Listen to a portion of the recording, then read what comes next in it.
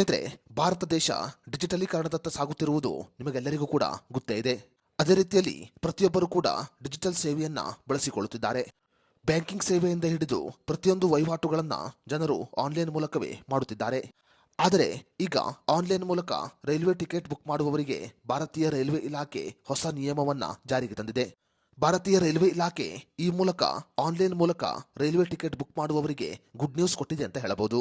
ಹಾಗಾದರೆ ಆನ್ಲೈನ್ ಮೂಲಕ railway ticket book ಮಾಡುವವರಿಗೆ ಭಾರತೀಯ ರೈಲ್ವೆ ಇಲಾಖೆ ನೀಡಿರುವ ಗುಡ್ ನ್ಯೂಸ್ ಏನು ಅನ್ನೋದರ ಬಗ್ಗೆ ಸಂಪೂರ್ಣ ಮಾಹಿತಿಯನ್ನ ಈ ವಿಡಿಯೋದಲ್ಲಿ ನಾವು ನಿಮಗೆ ತಿಳಿಸಿಕೊಡ್ತೀವಿ. ವಿಡಿಯೋ ತುಂಬಾ ಇನ್ಫಾರ್ಮೇಟಿವ್ ಆಗಿದೆ, ಎಲ್ಲೂ ಸ್ಕಿಪ್ ಮಾಡದೆ ನೋಡಿ. ಹಾಗೂ ಈ ಮಾಹಿತಿಯನ್ನ ರೈಲ್ವೆ ಪ್ರಯಾಣ ಮಾಡುವ ಪ್ರತಿಯೊಬ್ಬರಿಗೂ ಶೇರ್ ಮಾಡಿ.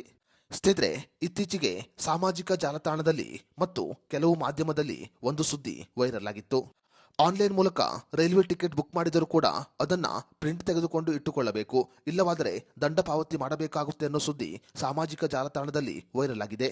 ಸದ್ಯ ಈ ಸುದ್ದಿಗೆ ಭಾರತೀಯ ರೈಲ್ವೆ ಇಲಾಖೆ ಕೂಡ ಈಗ ಸ್ಪಷ್ಟನೆಯನ್ನು ಕೊಟ್ಟಿದೆ. ಭಾರತೀಯ ರೈಲ್ವೆ ಇಲಾಖೆ ನೀಡಿರುವ ಮಾಹಿತಿಯ ಪ್ರಕಾರ ಆನ್ಲೈನ್ ಮೂಲಕ ರೈಲ್ವೆ ಟಿಕೆಟ್ ಬುಕ್ ಮಾಡುವವರು ಅದನ್ನ ಪ್ರಿಂಟ್ ತೆಗೆದುಕೊಳ್ಳುವ ಅಗತ್ಯವಿಲ್ಲ. ಮೊಬೈಲ್ ಮೂಲಕವೇ ಟಿಕೆಟ್ಗಳನ್ನ ಟಿಟಿಇಗಳಿಗೆ ತೋರಿಸಬಹುದು ಅಂತ ರೈಲ್ವೆ ಇಲಾಖೆ ಈಗ ಆದೇಶವನ್ನು ಹೊರಡಿಸಿದೆ. ಆನ್ಲೈನ್ ಮೂಲಕ ರೈಲು ಟಿಕೆಟ್ ಬುಕ್ ಮಾಡುವವರು ಯಾವುದೇ ರೀತಿಯ ಪ್ರಿಂಟೆಡ್ ಟಿಕೆಟ್ ಅನ್ನು ಇಟ್ಟುಕೊಳ್ಳುವ ಅಗತ್ಯವಿಲ್ಲ.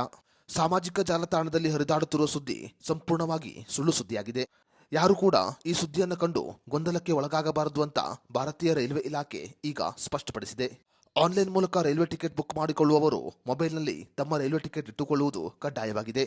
ಯಾವುದೇ ರೀತಿಯ ಟಿಕೆಟ್ ಇಲ್ಲದೆ ಪ್ರಯಾಣವನ್ನ ಮಾಡಿದ್ರೆ ಅವರು ಕಡ್ಡಾಯವಾಗಿ ದಂಡವನ್ನ ಪಾವತಿ ಮಾಡಬೇಕು.